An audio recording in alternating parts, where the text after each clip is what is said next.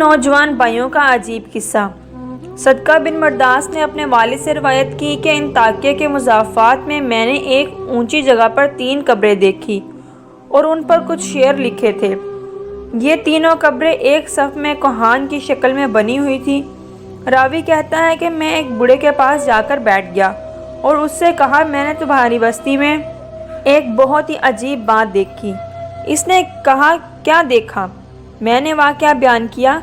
اس بوڑھے شخص نے کہا کہ ان کا قصہ اس سے زیادہ تعجب خیز ہے جو تم نے ان کی قبروں پر دیکھا۔ میں نے کہا، سناؤ کیا ہے؟ اس نے کہا، یہ 3 بھائی تھے۔ ان میں سے ایک بڑا عہدیدار تھا جو بادشاہ کے ساتھ رہتا تھا اور شہروں اور لشکروں کے انتظام پر مامور تھا۔ دوسرا ایک مالدار تاجر تھا، وہ بھی بادشاہ کے خاص لوگوں میں سے تھا۔ تیسرا ایک عبادت گزار شخص تھا جو عبادت کے لیے اپنے آپ کو فارغ کیے ہوئے تھا۔ اس عبادت گزار کی موت قریب آئی تو اس کے بھائی اس کے پاس جمع ہو گئے اور وہ سلطان کا مصاحب ہمارے علاقوں کا والی تھا۔ عبد الملک بن مردان نے اس کو والی بنایا تھا اور وہ ایک ظالم جابر اور لٹیرا تھا۔ یہ دونوں اپنے عابد بھائی کے پاس آئے جب اس کا آخری وقت تھا۔ دونوں نے اس عابد سے کہا کہ کچھ وصیت کر لو۔ اس نے کہا، اللہ کی قسم میرے پاس کوئی مال نہیں کہ میں کچھ وصیت کروں، نہ میرا کسی پر قرض ہے جس کے لینے کی وصیت کروں، اور میں نے دنیا میں کوئی چیز چھوڑی ہی نہیں جس کے لیے لوٹنے کا اندیشہ ہو۔ عہدیدار بھائی نے کہا، اے میرے بھائی، یہ میرا مال ہے تیرے سامنے، اس میں جو چاہو رکھو اور دل چاہے وصیت کرو۔ اس نے رخ پھیر لیا۔ پھر دوسرے بھائی یعنی تاجر بھائی نے کہا، میرے بھائی، تجھے میری کمائی اور کثرت دولت کا پتہ ہے۔ شاید تیرے دل میں کسی بلائی کا ارمان رہ گیا ہو جس کو مال خرچ کیے بغیر حاصل نہ کیا جا سکتا ہو۔ یہ میرا مال ہے، اس میں جو چاہو حکم کرو، اس کو پورا کروں گا۔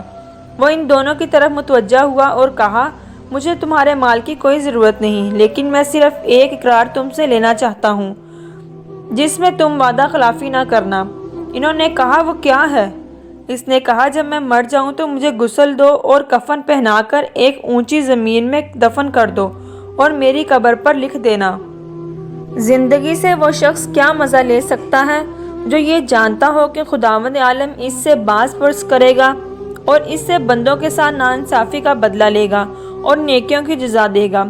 جب یہ کام کرو تو روزانہ میری قبر پر آیا کرنا، شاید تمہیں نصیحت نصیب ہو۔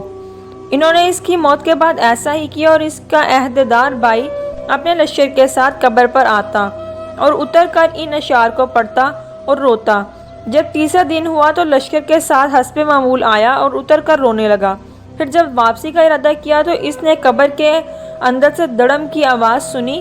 قریب تھا کہ اس کا دل اس سے پھٹ جاتا، چنانچہ وہ گھبراہٹ اور خوف کے ساتھ واپس ہوا۔ جب رات ہوئی تو اس نے اپنے بھائی کو خواب میں دیکھا۔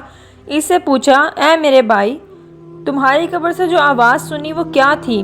اس نے کہا، وہ ہتھوڑے کی آواز تھی۔ مجھے کہا گیا کہ تو نے مظلوم کو دیکھا پھر بھی اس کی مدد نہ کی۔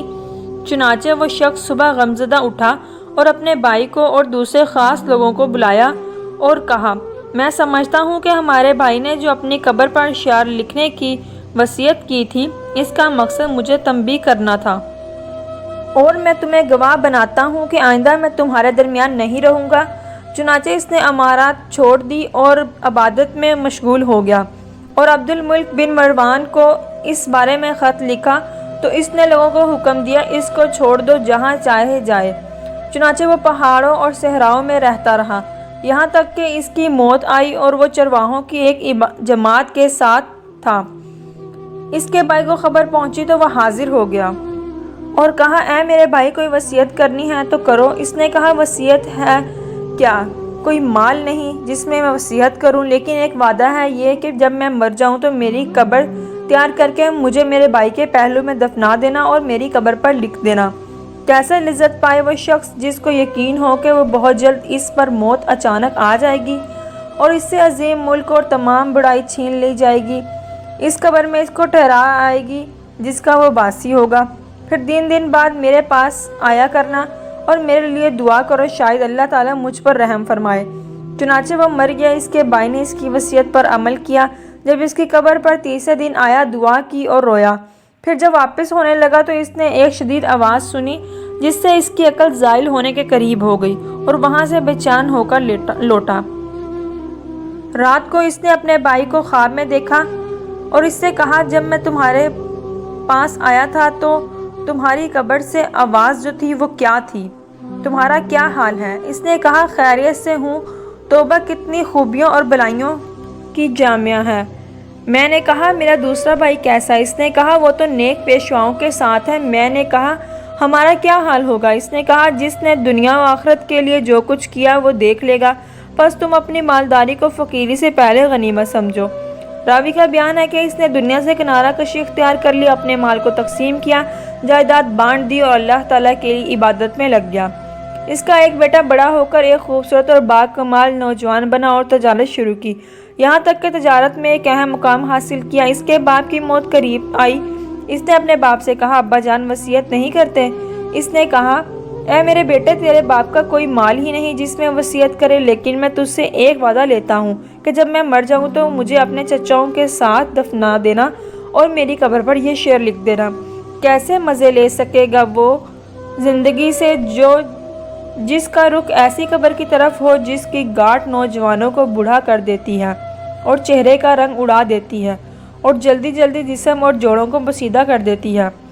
جب یہ کرو تو اس کے بعد 3 دن تک تم میرے پاس آ جایا کرنا اور میرے لیے دعا کرنا۔ اس نوجوان نے وصیت پر عمل کیا۔ جب تیسرے دن ہوا تو اس نے ایک آواز سنی جس سے اس کی جلد سکڑ گئی اور رنگ اڑ گیا اور بخار چڑھ گیا اور وہ واپس گھر آ گیا۔ رات کو خواب میں اس کا باپ آیا اور کہنے لگا، میرے بیٹے، تم ہمارے پاس آنے سے نزدیک ہو اور موت قریب تر ہے، بس تم اپنی سفر کی تیاری کر لو اور کوچ کا بندوبست کرو اور اپنا سامان اس گھر سے باندھ لو جس سے تمہیں نکلنا ہے، اس گھر کی طرف جس میں تمہیں جانا ہے، اور دھوکے میں نہ رہو کہ لمبی لمبی امیدیں لگا کے جیسے تم سے پہلے لوگ دھوکے میں رہے اور اپنی آخرت کے معاملے میں کوتاہی کا نتیجہ موت کے وقت ان کو شدید ندامت لاحق ہوئی اور عمر کی بربادی پر کف افسوس ملتے رہے۔